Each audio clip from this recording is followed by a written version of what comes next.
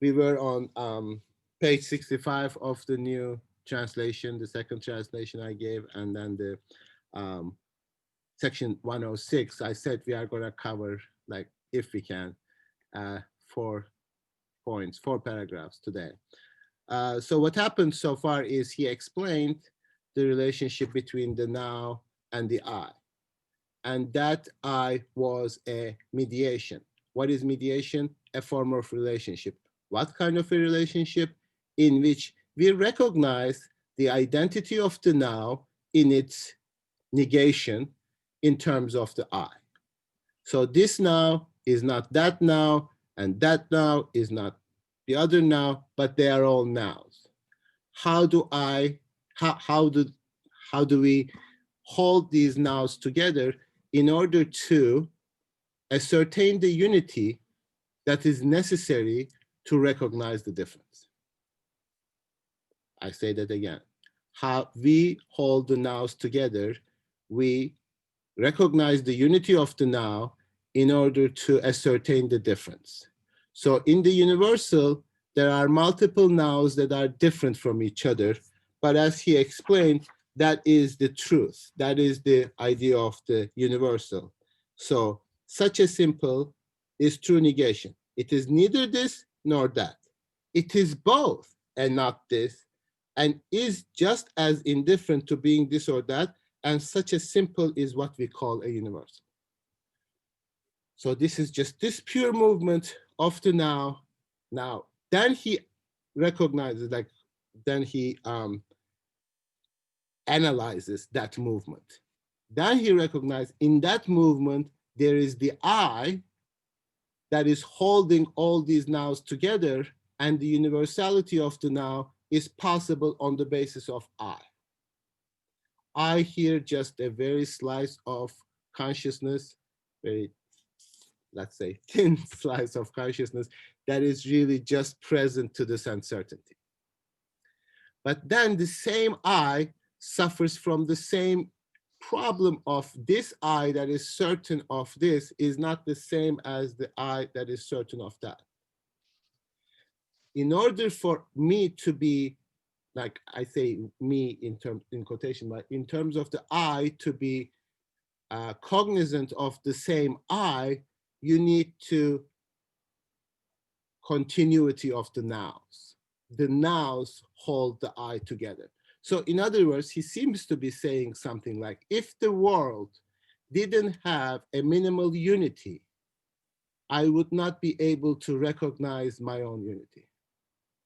If I were constantly, without my sort of control, be exposed to different aspects of now that are completely different from each other, then I would not be able to recognize my own unity.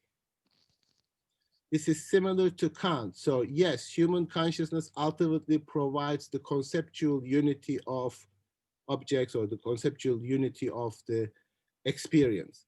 But that experience has to have a kind of unity, because if we were constantly exposed to different nows, then we would not recognize our own unity. So even though it seems to be idealistic in the sense of providing the unity of the external world in terms of consciousness, like with Kant, there is the recognition that the unity of the I also relies on some kind of stable or continuous presentation of the world. So I cannot just sort of say, I'm constantly providing the unity and the continuity of this world in my mind alone. The possibility of my mind having that unity also depends on relative stability of the world as well. If your consciousness were like, if you were put in a machine and constantly fed different stimuli, then maybe you would not even recognize your identity. You wouldn't even know who you are anymore.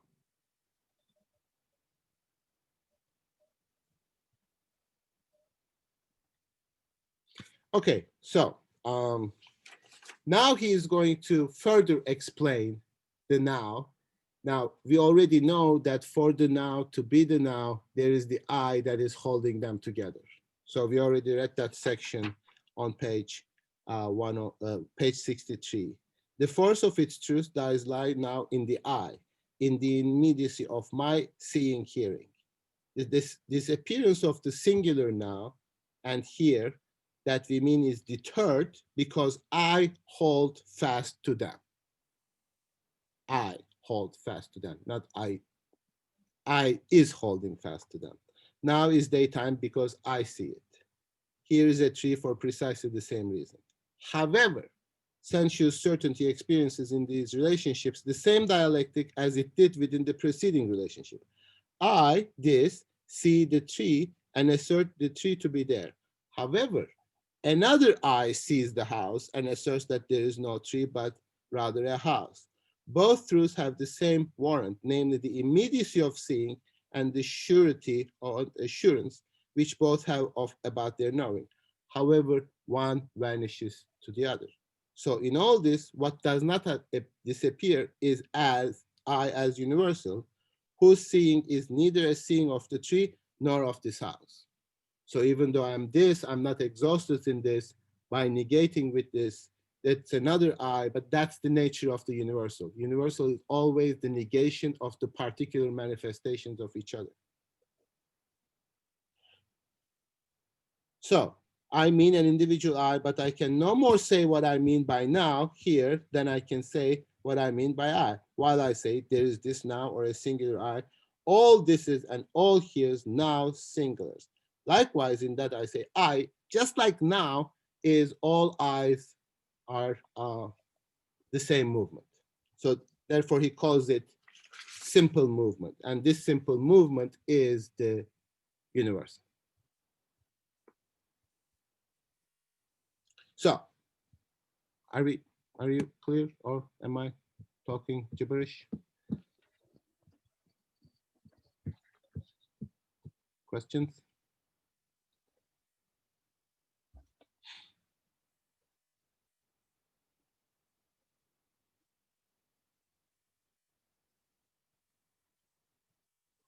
Okay, our reader, Esther, I listened to the class, you read well, so this is your burden now.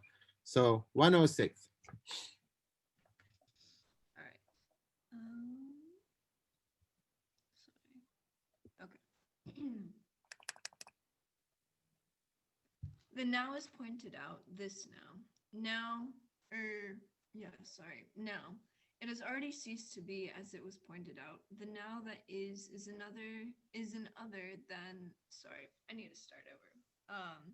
The now is pointed out, this now. Now, it has already ceased to be as it was pointed out. The now that is an other than that pointed out, and we see that the now is just this now as it no longer is.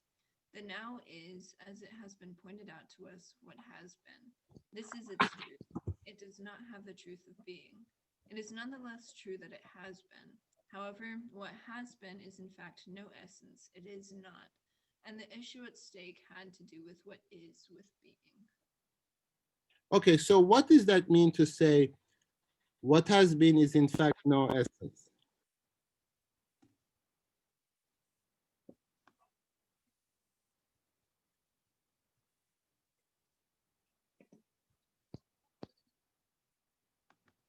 It no longer exists, like in this now that now has disappeared.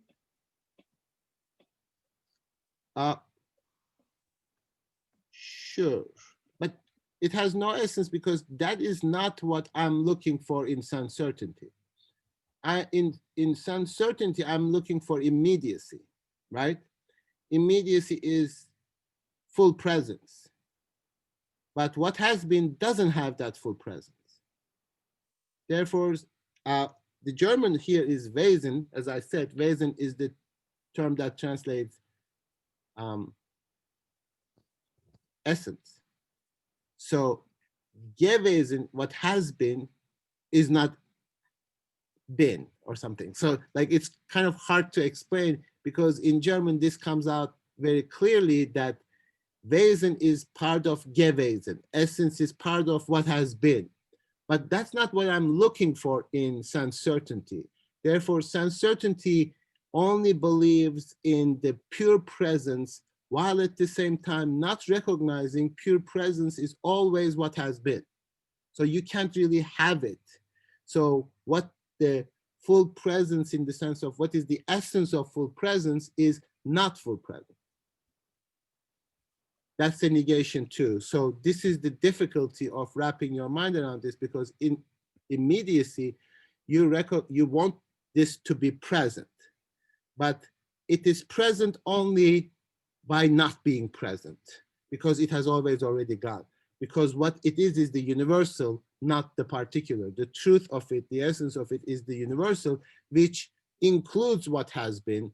But I discard that and I say that's not what I'm looking for in immediacy.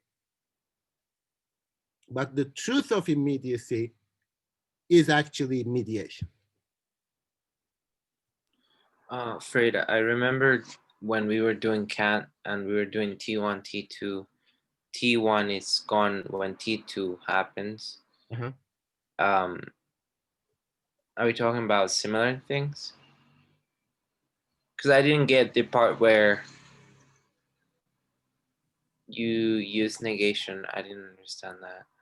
Well, what Hegel is saying is that T2 negates T1. And the truth of T2 is its presence is only possible on the basis of that negation. So pure immediacy, what we are looking for in terms of this immediate contact with the world, like pure presence, is actually not possible because its truth is that movement of negation. So we are looking for something purely not negated, purely present, right? Something far away from negation. It's pure presence, no negation. And Hegel says the possibility of that pure immediacy, or even us thinking about this, is actually made on the basis of negation. So pure presence can never be. Whatever we understand in sense certainty as pure presence, the truth of that is actually what has been.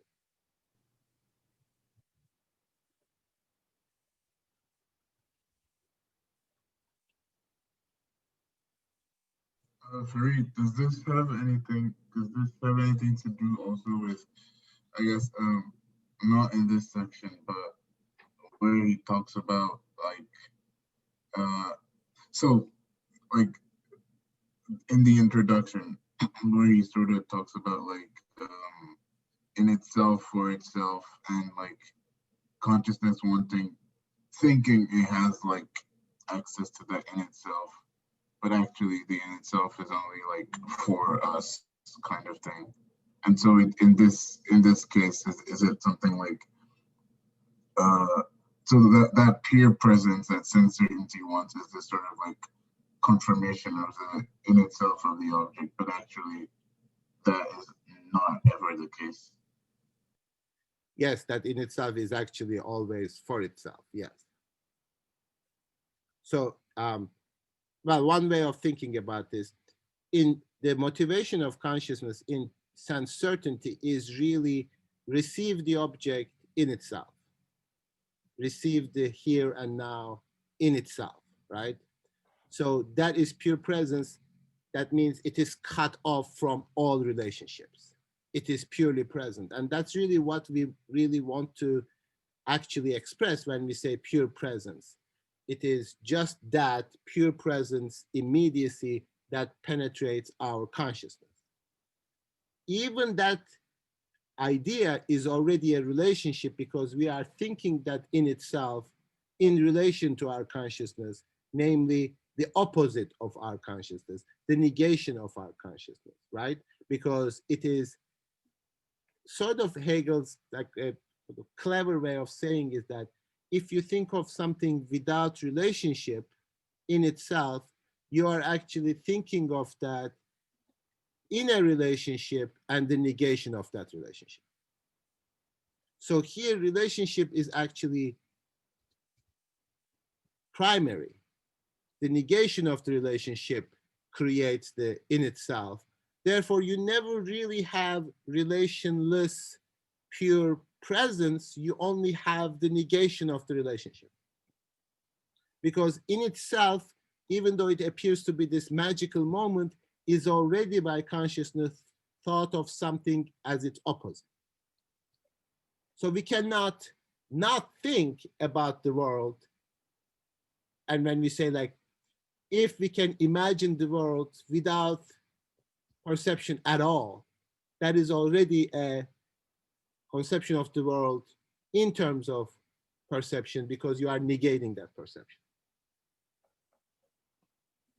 This is the idea of Kant in itself. Like in itself, we know in itself as that which is the negation of a certain level of consciousness.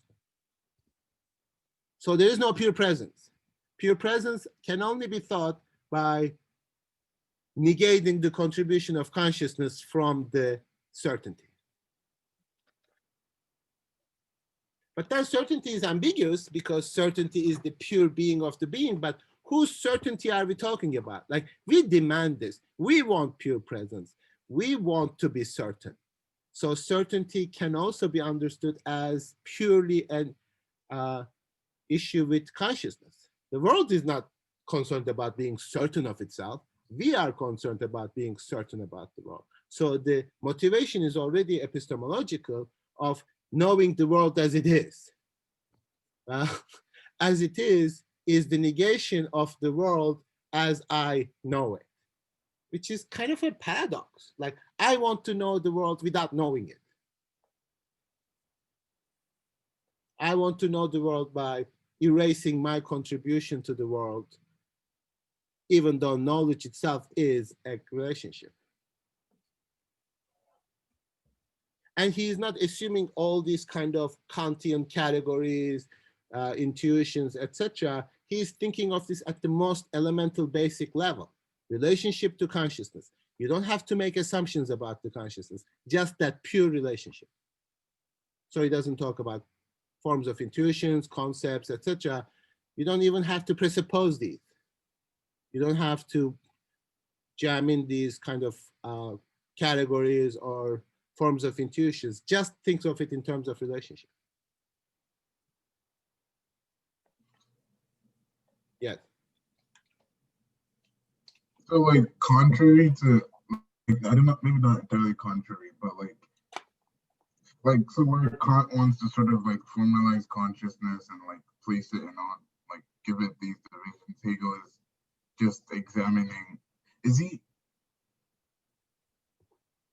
he's not, yeah, this is me, he's not doing like he's not trying to do like this sort of pure thing that Kant gets into. Am I wrong to suppose that?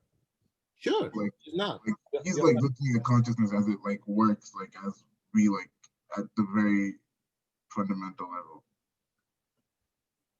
Yes, you're absolutely right, because this is like presuppositionless beginning. Kant makes a lot of presuppositions about the mind and the reason and understanding, etc., which really opens up a lot of difficulties for him to, as a discourse, like, what are you describing? Are you describing like something, or are you just describing conditions? Hegel, I keep saying that he is more elemental in the sense that he wants to start without presupposition. He doesn't want to presuppose that there are concepts of understanding. He doesn't want to presuppose that time is a form of intuition, because once you assert that, you really need to explain that. And Hegel is saying, forget about that. Just observe the way in which time functions in our relationship to the world. I'm not going to argue beforehand it's the form of our intuitions. I'm just going to phenomenologically describe how time functions. And Kant was right. T2 does negate T1. But I don't have to assume that this is the form of my intuition. It might be the structure of the world too. It might be that the world in itself subject to time. But that in itself is not in relation to us. It's still in relation to us, because being in itself, the structure of the world in itself, is still a perception of a relationship to ourselves. It's just the opposite, the negation of that relation. So I think of the world as for me and in itself. In itself is the negation of it being for me. Actually, in one sense, it's pretty simple. It's just like if you want to think of the world objectively, you are really thinking of it in terms of the negation of subjective. In terms of this negation, say me, right? Can that be said? I know that Hegel goes on to say, well, to the master-slave dialectic, but I was wondering, so I was just thinking about this the other day, right? Like when I meet somebody, for example, and we have this sort of negation in some sense, I'm kind of actively knowing myself, right? Sure, yeah. I mean, you are already talking about too complicated of a relationship, but sure, yes. Why is it complicated? Because I can imagine people saying like, oh, I don't do that. I don't have to do that. I think in perception, it seems to be a little more compelling to recognize the role of consciousness because it is not really, and I say I is, I mean, since it is abstract, it is less complicated because it applies to all human beings. But when you talk about confrontation with another human being, it is more determined. Now, we are still following the same structure, so you are absolutely right. I mean, I believe Hegel in uh, self-consciousness describes that relationship, but it's not as obvious to people. That's why it's complicated, because people might say, "Oh, I don't even think about myself." They might say, in a way that they might not be able to say that in some certainty. That's why I said complicated. Not that it is wrong, but it is complicated. Yeah, I guess because it's also like, so I was thinking about this. I'm sorry if I'm like kind of deviating from, but like say for example, like you think you're a funny person, right? And then you encounter somebody who is funnier, and then you sort of go like, okay, maybe I'm not that funny, maybe I'm not funny at all. Or you can like apply that to like, I don't know, you think you're a happy person and then you meet like a happier person, and then you are like, okay, maybe my life is not, you know is that how it works? Like Well, I know it sounds like very general, but yeah. funny and happy are like very complicated because they also have related to emotions and like subjective spirit, etc. But in terms of recognition, maybe more like uh, social categories or political categories or public categories might be useful. So I don't know. I think so. Okay, so let's just say um, I I'm Turkish and you are not. So you are. What's your citizenship anyway? Costa Rica. Okay, so um, do they change? Does it does the content of being a Turk change, or being an American, or change according to your confrontation with another person who is not that? Now we think of it essentially, and we think of it, well, I still have the same identity because I have the same paper, I have the same passport, I have the same category. I am what I am. So uh, that becomes more complicated to think like, um, I am a I am a male. Am I male always in the same way? Is my maleness also a universal that actually has negation? Because I know Will is not male in the same way that I am male, and Daniel and Tukmin aren't, or whatever. So that's the question that becomes more complicated than when I meet another, then I further specify my identity. And that specification sometimes happens in terms of negation. So yes, I mean, in terms of emotions, it might get a little bit even more complicated, but even in terms of identity, yes, I've always said from like whatever, when I could speak, that I could say I am a male, but that recognition, that identification abstractly maybe appears to be the same, but concretely, even as a universal, it never meant the same thing. Now we abstractly say, like, you know, I'm this and that, and that makes like categories, according to Kant, life very easy. I mean, I have been the same thing for 50 years. But have I been? Is it? Or is it just a matter of abstraction, which is perhaps necessary for political purposes or for census purposes or for oppression purposes, whatever. But is it the same? And Hegel would always say no. That in itself has never a simple, pure, non-negation identity. And that makes the world and our understanding of the world very complicated. I mean, he doesn't even say now is the same. Like the most abstract now, like now, what do you want? It's now. It's always now. It's the same now. It's maybe the content is different. Therefore, I can be more like a Kantian and I say, this is just pure form.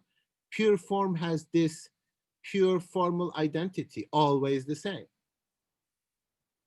So all these categories that we use maybe are just pure formal categories. When I say male, am I using this as a pure formal category as belonging to one or whatever gender or sexual sex of, I mean, I don't even know how many, I won't even speculate, that I belong to that.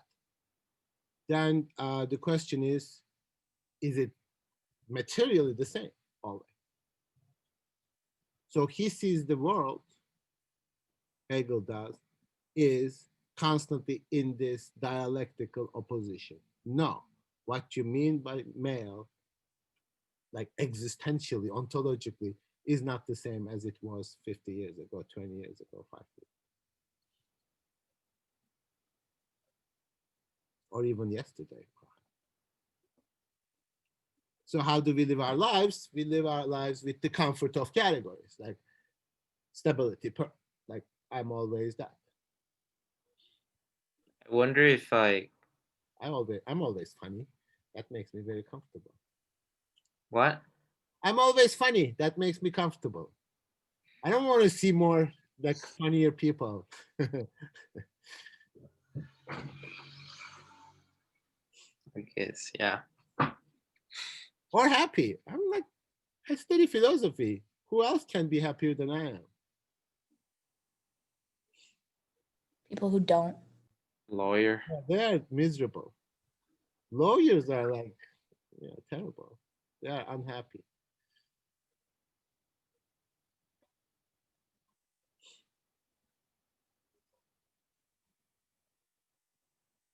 I mean, of course, this is again the same kind of mistake because happiness is not like a label that you can. I mean, it's always, I mean, the same thing that makes you happy makes you unhappy.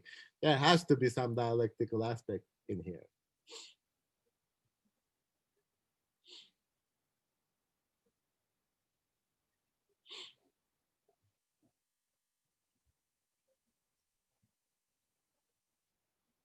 Okay, so we did one paragraph so far. Okay. So because this is, yeah.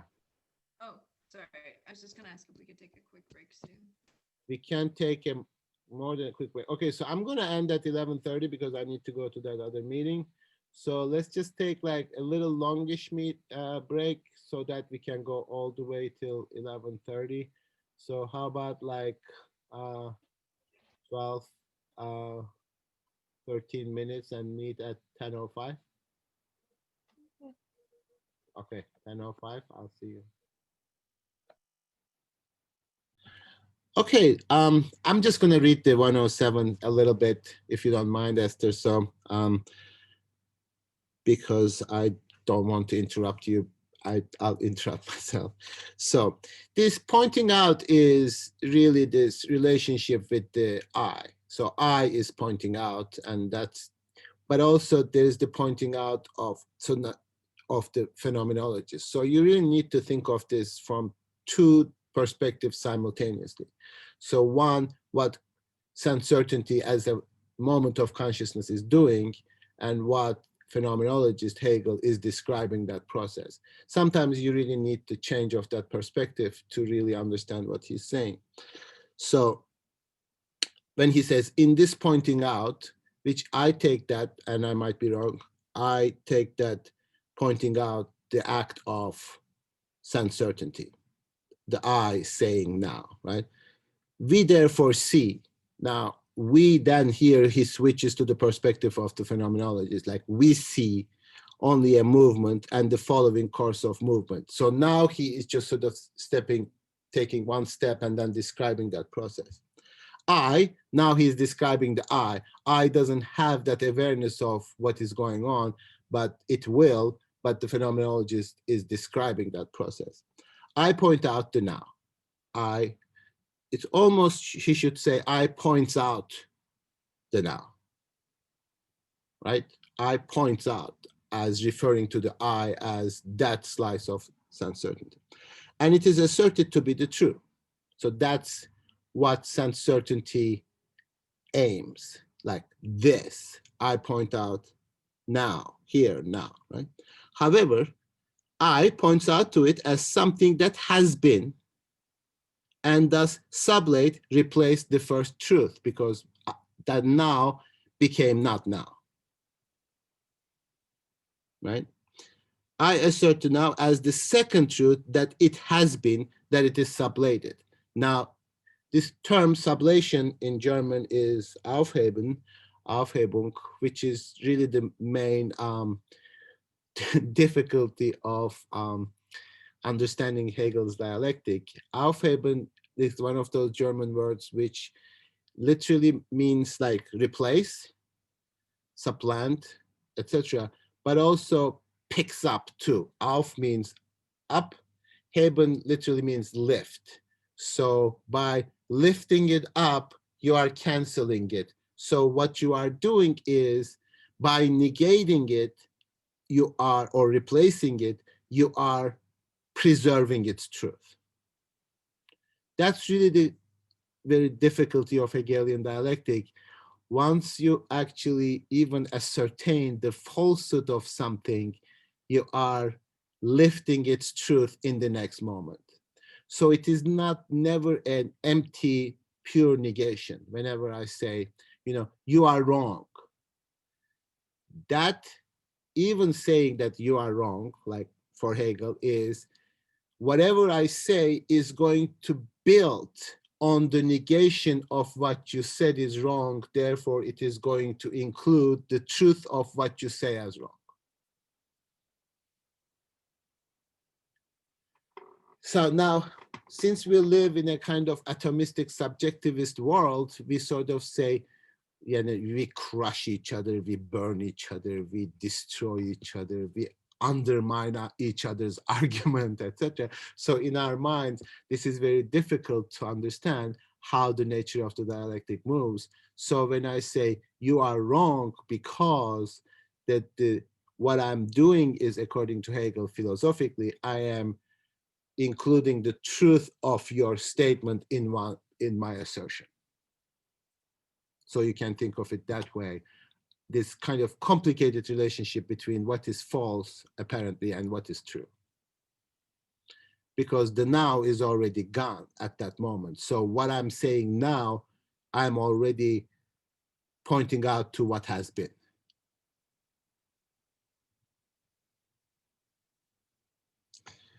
However, what has been is not. Then consciousness now recognizes, like, I am trying to point out to the now, and I'm failing.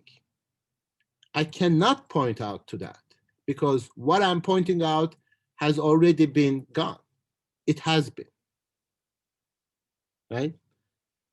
However, what has been is not. I sublate the second truth. So now I don't believe that now is what has been, because I again assert that now is now. It's not what has been. So that's also false. So when I say, oh, when you are pointing to now, you are actually pointing out to what has been and actually ascertaining the truth of it. I'm not saying the whole movement. In fact, you are going to negate that too, because you are going to say, wait a second, what has been is not what is. Therefore, I am still searching for the immediacy of the now. And that it has been, or it's having been sublated.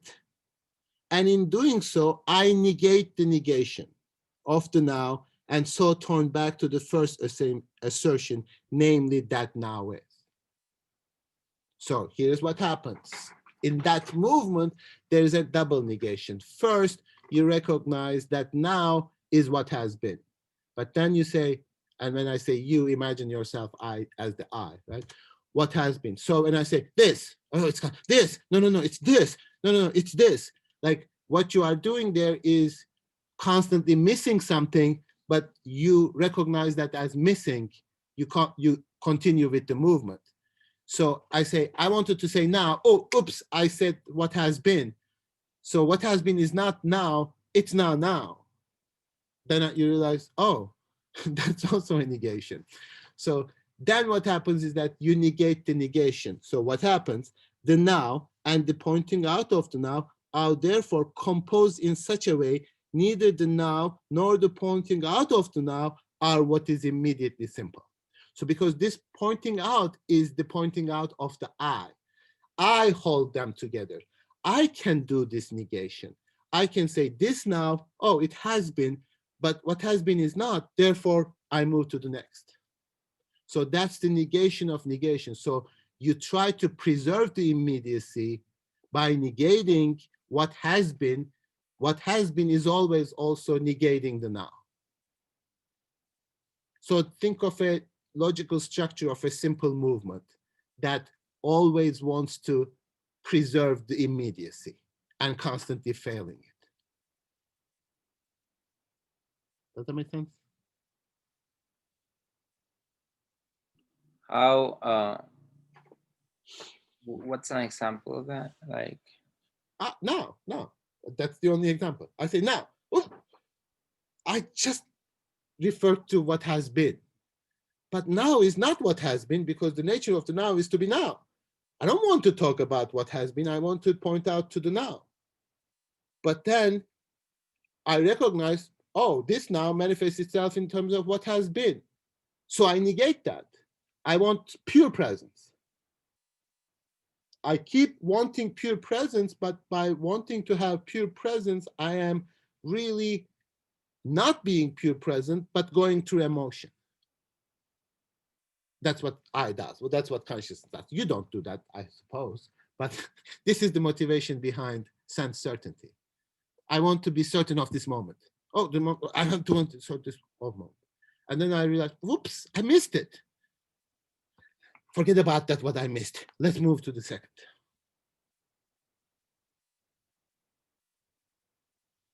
This is the motivation of sense impressions, trying to know the world in terms of pure presence of facts to my consciousness.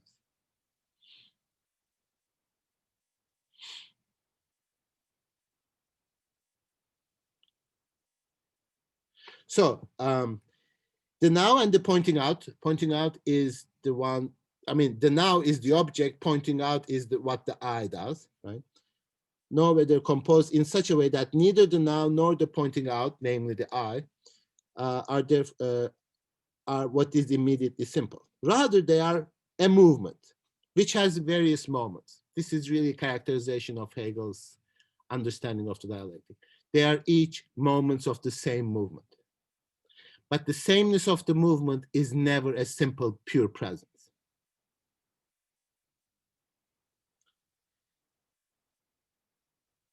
Rather, they are a movement which has various moments in it. This is posited, but instead it is another which is posited, or the this is sublated, and this otherness, or the sublation of the first, is itself again sublated, and in that way returns back up to the first.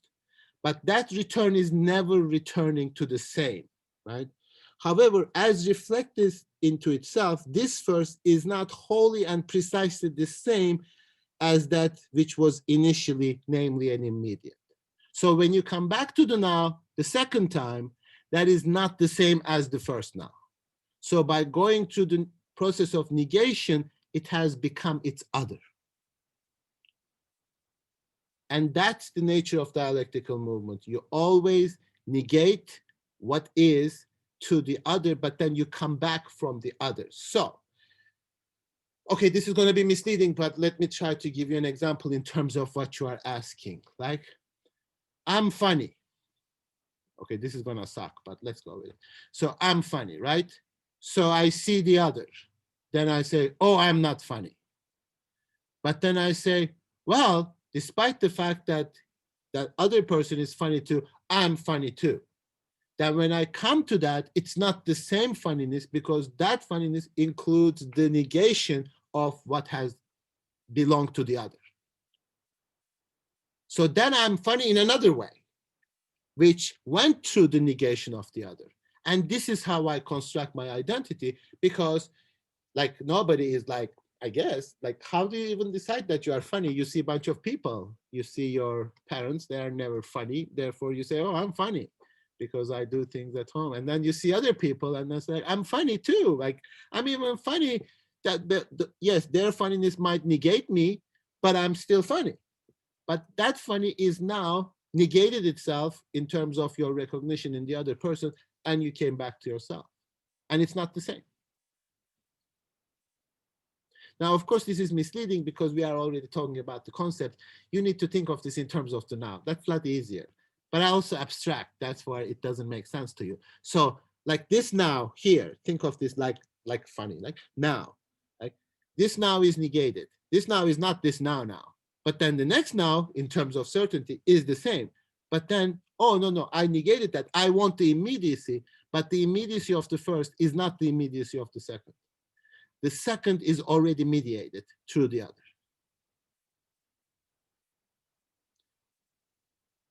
You know what I was thinking of when you said that? How maybe we can apply this to the constructions of beauty and colorism and everything in terms of like race and how it's been. So like, I guess, well, there's like this foundation and this construction of race, and then this, from this, the dialectic itself plays out, right? Then people say, oh, I'm not white, therefore, you know, like, I don't know, I'm not enough, or things like that, right? Well, I mean, this is what we did in post-colonial theory, right? Yeah. You were there, right? I was there, yeah. But I would say beyond that, it's like, you can apply this to everything. I mean, if it is a question of application, I mean, after each year reading Hegel, like, you cannot not see the world.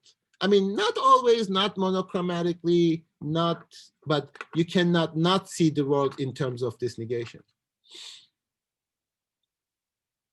So yes, I mean, race, gender, any category, beauty, anything. Now, again, this is not like a totalizing worldview, like everything is Hegelian, but it gives you a really, like, I always look at it as a sort of perspective, a way through which you can look at the world and at yourself. When you say, you know, I am like personal identity, etc., and then you realize, like, am I what I was 5 years ago? Yes and no. And that's really the beauty of it, because there's this whole process of negation in terms of which I am also what I have not been, because my identity is constructed in terms of what I negated. And this kind of really concrete, very basic construction of identity in terms of the other. the negation. I mean, other in the sense of like pure negation, like the opposite actually. And opposite is like, it seems to be a very radical difference from the same. But ironically, that radical difference is actually what defines your identity. So what you are absolutely not, almost absolutely defines what you are. I always give the example, especially in post-colonial theory, about how these identities are formed in high school, for example, in terms of the relationship of people, and American high school. I mean, probably other high schools too, but the American high schools, in terms, like the way I experienced is like purely Hegelian. And now I'm sort of trying to explain that to my daughter, who is like experiencing this absolute negativity in construction of identity.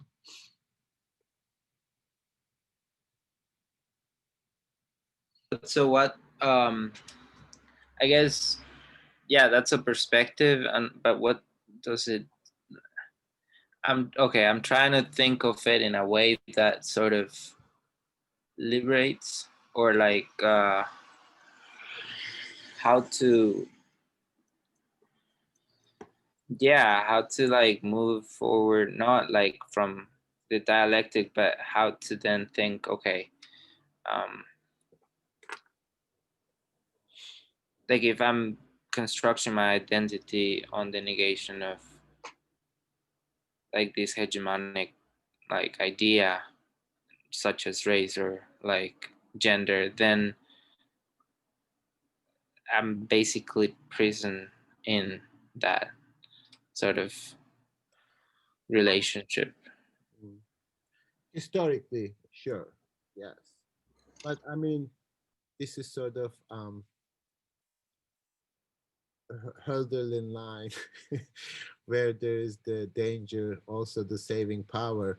I think that what you need is the sort of absolute recognition and absolute negation of that moment. And that's really what is happening, in the sense that the moments that it looked most bleak in terms of oppression and enslavement was the highest possibility of negation. So in a sense, one comfort is that if you describe the situation, like people, like, okay, however, as reflected into itself, this first is not wholly and precisely the same at what was initially, namely an immediate. Now it's already mediated. So when you come to the now, again, that's already mediated through its not being now. It looks the same, but it's not. Rather, it is just something reflected into itself, or simple, which remains in otherness what it is, namely a now, which is absolutely many nows, and this is the genuine now, and the now as the simple daytime that has many nows within it, that is ours. Such a now, an hour, is equally many minutes, and it is this now which is equally many nows, etc. Pointing out is thus itself the movement. Look at this. Pointing out is the movement that declares what the now in truth is, namely a result or a plurality of nows taken together. And pointing out is the experience that the now is a universal. So he comes back, says exactly the same thing in a different construction that he said on 96. This is the universal. Now we see how this universal is mediated precisely through its opposite, namely the I. I has to be the opposite of now, because I is a pure subject. The now is the pure object. And pure object is not pure, but the identity of the object now as a universal is constituted through its relationship to the I. So our contribution to the world, as we understand it, is not simply a passive perception, but it is a dialectical constitution. That's what knowledge is.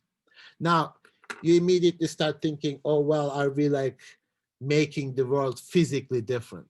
No. This is a discursive process in which we are talking about the nature of knowledge. But it is very important to understand that this world as it is, as physically, as really, is completely different because of the intervention of human consciousness. The reality of computers would not have come into being if it were not the intervention of consciousness. We as human beings are part of this nature who dialectically contributes to the reality and the transformation of that nature. It is really, I mean, this is like, isn't that the ultimate paradox of climate change? It's like nature is different. And it's like, but then, you know, those like ultimate realists, like, you know, radical Republican conservatives say, well, the world is just the way God created. It's the way it is. We cannot possibly have changed it. What kind of a hubris is this? What kind of a presumption is this that we contribute to the world? And they say, like, you know, there's a global wobbling, like every 150 million years, the world is, you know, going to be cold and hot and burn, etc., the earth. And then you go like, their understanding of nature is this pure abstract nature, then we should all die. Doesn't matter.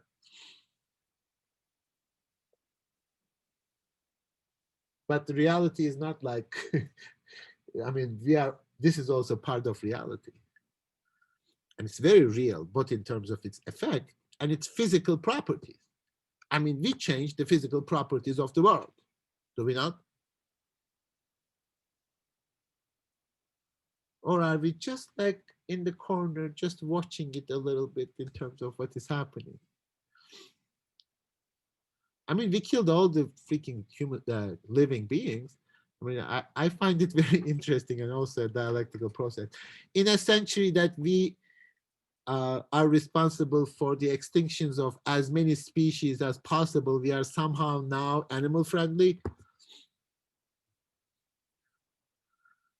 Like, oh, don't be mean to animals. Yeah, just exterminate them and then extinct their species. That's kind of sort of Platonic, I mean, Socratic and Hegelian irony. You are actually sort of seeing these opposites together, and that's the sort of ultimate irony. Like, we are really concerned because we love our pets now. Therefore, we are sort of like at the same time contributing to the extinction of many species, sometimes really by preserving our pets. I mean, I always think like whenever you buy these like manufacturers dog food, what is that? That contributes to the extinctions of many species.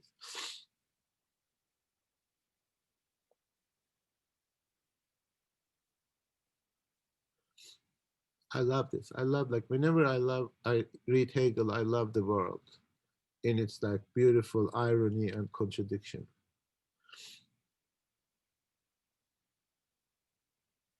It's priceless. Okay, so now this is universal. So he does that in terms of the this again, in terms of here, in terms of space. I'm going to, well, let me read, but if there's any, actually, why don't you read that, Esther? The 108. All right.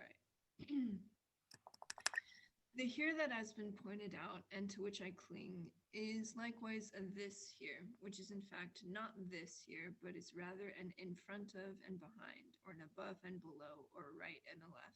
So he's doing what he did, I'm sorry, he is doing what he did in terms of now, in terms of here now. The same process, right? The here which is supposed to be pointed out vanishes into another here, but that one likewise vanishes. What is pointed out, held on to, and which endures is a negative this, which only is as the heres are taken as they are supposed to be, but which in being so taken have sublated themselves. It is a simple summary of many heres. The here that is meant would be the geometric point, However, the point is not, but rather, as the point is demonstrated as existing, the demonstrating points to itself as showing itself to be not immediate knowing, but instead a movement from out of the many heres, which were meant into the universal here, which is a simple plurality of heres in the way that the daytime is a simple simple plurality of nows. Okay, so And is that, Hegel- yeah, go ahead. oh, no, just to complain about the language again. Uh-huh. Yeah, that's why, you said that you were having trouble reading. That's why I'm making you read out loud, because like sometimes reading it out loud is necessary to even like hear yourself, because when you just stay in your head, you don't understand it. No, it's actually helping a lot. So thank you. Okay, so are we clear so far? I mean, do you understand this movement of the now? And it is, we are similar to what Kant said, but it shouldn't confuse you, because he doesn't have that unity produced by the unity of human capability exclusively, but in the relationship to, and describing it phenomenologically. So he's never presupposing anything about the human intuition and sensibility, but he's also not assuming the presence of free-floating universal categories. So every problem that you had with Kant, Hegel had similar too.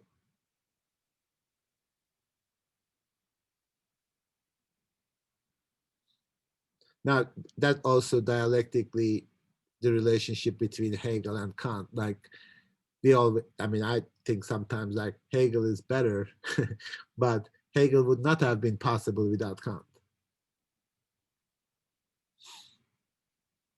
So if you think of it, which one is more important? I don't know. It's a stupid question. I think the movement of thought is very important from Kant to Hegel, and who cares about them as human beings? So, I mean, because they were not nice people. Yeah.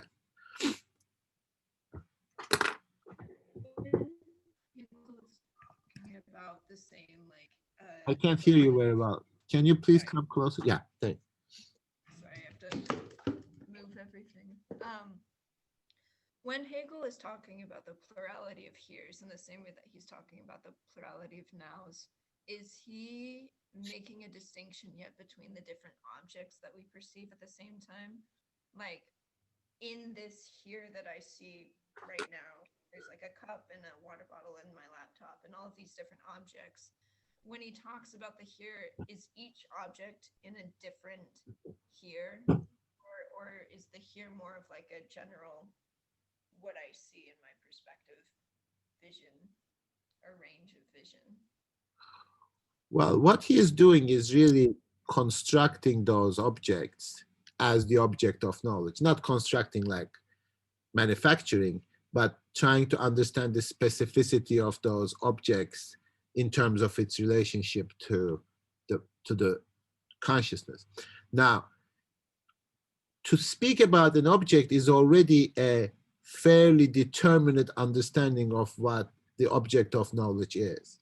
So here and now is simply the object of sense certainty. Now, for me, it is infinitely more complicated to have sense certainty about a book, because it is the multiplicity of properties and already too complicated of an object to be sense certain. Now, Hegel says, we can talk about it, but I want to give sense certainty, that sense of certainty, by making it as simple as possible, so that we don't reject the demand of sense certainty by claiming that you cannot be certain of the book. You can be certain of the here. You think that you can be certain of the now. Now, he is going to construct in terms of heres and nows the object, because the first universal, and that's really the paradox of our perception, the first universal is the property of an object. That's what perception is going to have. what do I perceive? I perceive an object which consists of contradictions. Why? Contradictions in the sense that it is black, but this black is different than that black. So this object contains negations, contradictions in my perception. That's the object of my perception. So I don't see all the black things together. I see them by negating each other, the blackness of this as opposed to that. Are they universal? Yes, because I use the concept. I use black, even though I perceive it in, just like now, dispersed into many different property objects. He sees that then the object of knowledge is further determined, further bestimmt, like the one you asked, actually. Remember the first time you asked me about determination in Kant. So further determined, so he is moving towards that direction, but he is moving with consciousness. You're absolutely right. When I come to the objects here and now, that's already too complicated. I can never be certain of it. And the reality is that I should not be certain because I'm wrong. I mean, why should I be certain about something that is wrong? Because there is really no black here. You know that, right? I mean, scientists tell me that I only see black. Like, if you take human beings out of the world, like if that's kind of an abstraction, like what would it look like? And it would be like totally monochromatic, probably. And, you know, like, you can't even imagine. That's why sort of we try to project apocalyptic world, which we really cannot. It's like torn down buildings. That's the extent of our imagination. If that's the extent of the imagination, it's not a very vivid imagination. But Well, I see what you're saying. This kind of reminds me of the conversation that we had at the beginning of class about how animals perceive.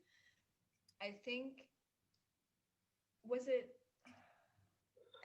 Kant that was like, there's really no point in trying to guess things outside of here and now, space and time, things outside of our human limitations of perception, simply because like there's no way we could ever know, right?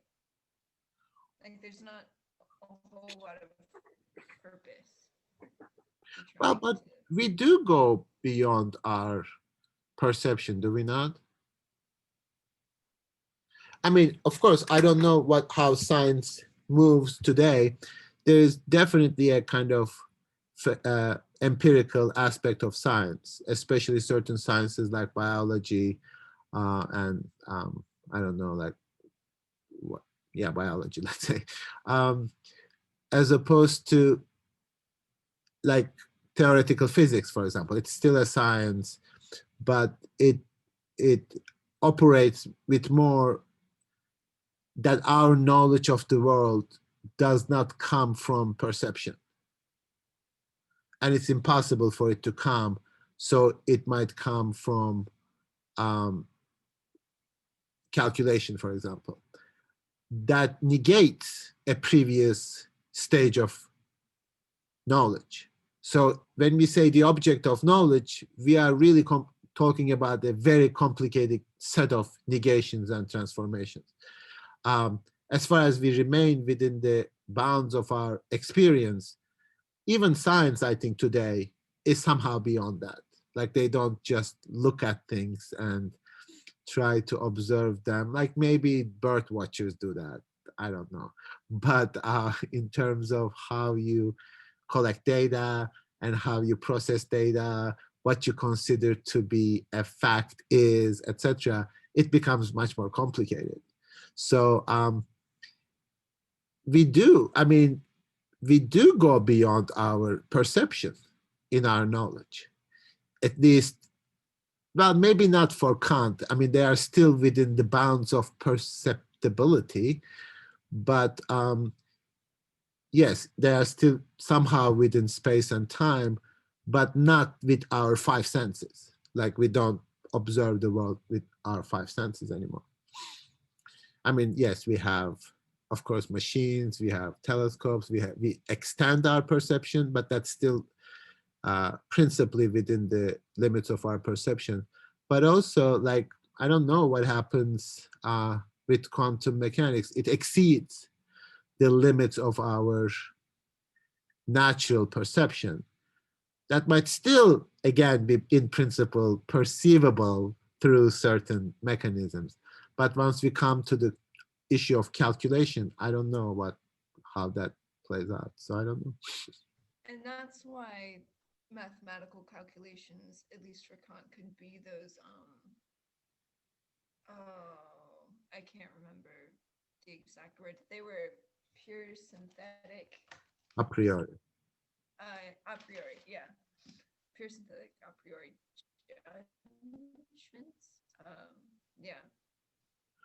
And those, because they're not bound necessarily by space and time, because they're simply like imagined constructs. Yes, that would be a really interesting philosophy of science class in terms of how today scientific knowledge is produced, especially in some um, interesting scientific claims. Like I can understand how scientists produce statistical information or kind of observation on the basis of regularity, etc. But that's calculation of something that we assume can be observed, and calculation there simply articulates a much more systematic observation. But how about things that we cannot observe? What kind of an answer would that produce with physics? Does physics really try to answer the questions that Kant, for example, articulated in transcendental dialectic? I believe not. I also have another question that backtracks a little bit, but also in the beginning of class, we sort of used the example that I can see Daniel, and so like I know he's there. But it was kind of funny because as you were saying that, Daniel wasn't actually on my screen, so I couldn't see him. But I still know that he's there, and I'm wondering, does that have what are there any philosophical implications to that? Because I know he's like on the call, he can hear the conversation that I'm hearing, but I can't actually see him or hear him. Do these like, how does technology and that ability to kind of fabricate the reality, how does that relate to this idea of perception and like pure presence as opposed to the mediated presence that we actually experience? Yeah, no, that's a good question. I mean, of course, I don't know like the specific changes within technology in terms of what the notion of presence and absence is, in terms of whether there's an image of you. Is that real? Is that real you? It's not real you, but as an image, it is real. So, CNN used to have this like hologram images of people in the studio or on the stadium. I can't speculate about, but it raises this interesting question of the presence and absence. And after Hegel, especially in this kind of dialectical process of recognizing what has been in the concept of the now, that leads to 20th century conception of language as the articulation of absence. And absence becomes a very significant notion that language can make things that are not present, not physically present, but when I say to you, coffee shop becomes present to you in a way that conceptually that maybe brings an image, but you can also use it in a sentence. For example, when I say Daniel, even though you don't see Daniel, you can talk about Daniel. And how do animals relate to presence or absence? So when I tell to my dog, let's go on a walk, and she gets really excited. Now, is that a conceptual understanding of the walk, or hearing that present voice, WALK, that whatever strange noise that it makes presently triggers something in her brain? I don't know, but language makes human beings present things that are absent. And that interplay of the presence and absences becomes very important. That's what Saussure builds his sort of notion of difference on the basis of that presence and absence, and representation is also that. Derrida sort of goes crazy, obviously, about that kind of notion of absence. So that becomes a very important philosophical question, language's ability to make things that are not present present. And by present, we don't really mean physical presence, but a different kind of presence. Yeah, that's it. That and we, I don't know, like I guess it also, like, when we we have this problem with, like, so okay, I'll stop. Because like as soon as like I'm not on our screen and stuff, but like I'm still here, sort of, but it's not really a space per se. It's like this. Yeah. I don't know. It's weird, but I think like yeah, that's just it's interesting to consider, especially with like this electronic medium, like here and now, and like now I think still stays the same, probably, like because like it's still like the time, but like the here dimension, like the spiritual dimension, I think changes a little. Speaking of solipsism that you were talking about, this is what I'm experiencing when I teach on Zoom. Like, you are looking at some places. I have no idea where you are looking at. I mean, by definition, you cannot look into this green and look into my eyes anyway. So when you turn off your cameras, I don't know, you might be dancing or like doing whatever, I don't even know, right? But when you are looking at the screen, I also don't know whether you are playing, like you have glasses. Sometimes there's a reflection in your glasses. I try to look at what is on your screen, but I can never get it. So I might be just talking to myself 3 hours. You are also like not being present and sort of saying like, he's saying a lot of crap, but he's recording it anyway, so I'm going to listen to it later. Or not. Or if you miss something, you don't care, because I might like sort of rewind it and listen to it if it is important later. So there is that kind of not being present, which is built into the nature of human communication. And technology makes that more pronounced, because I know Zoom really demonstrates something that was already there when I had you face to face. Because people would look at me and I was like, you're not looking at me. You are looking through me. You are not listening. You are like, sometimes I would see people like literally sleeping, but even when they are sleeping with their eyes open. So do we even have this presence that I imagine, in which I passionately talk, etc.? You are not here. I mean, I don't know, maybe, I mean, sometimes you smile, maybe somebody's talking to you, that's why you are smiling. Most of the time that happens. Or you just scored a really good point on your game that you are playing on your computer, that's why you are, I don't know. It's like, I have no idea. But then I realized I didn't have this idea in class either. I was imagining that I had that idea in class, but maybe it was just like Zoom. So Zoom doesn't really change anything. It just pronounces something that was already there. So, I mean, I don't know what S is doing there. I don't know what Uyan is doing. I don't know what Will is doing. I don't know what Esther. I don't know anybody. Sorry. I don't know. I mean, and you might not even be present. I mean, you might be like, when I'm explaining something, you might be like in the bathroom actually. So I don't know. I love it, actually. I mean, I like it. Because my colleagues are complaining like, oh, students are not present. I said, they have never been present. That was your delusion. They were always like Zoom. And I mean, that's why I was resisting that. Like, you can't use your, that's the irony too. Like, remember, like before COVID, I was like not allowing computers and cell phones in class. Now it's just this kind of irony, like you absolutely need them.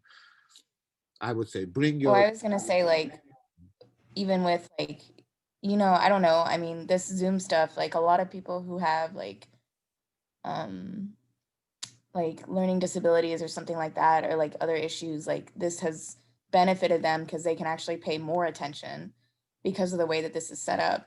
Like I actually like, I mean, like I have my camera off because if I don't, I'll get booted from the meeting again.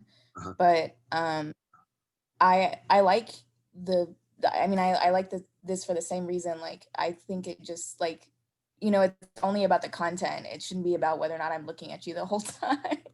I don't know. Like I think it's weird that we feel pressured to like look at somebody's face the whole time. Like if I'm thinking, then I might not look at your face the whole time. And I think other people who have like, I don't know, like, yeah.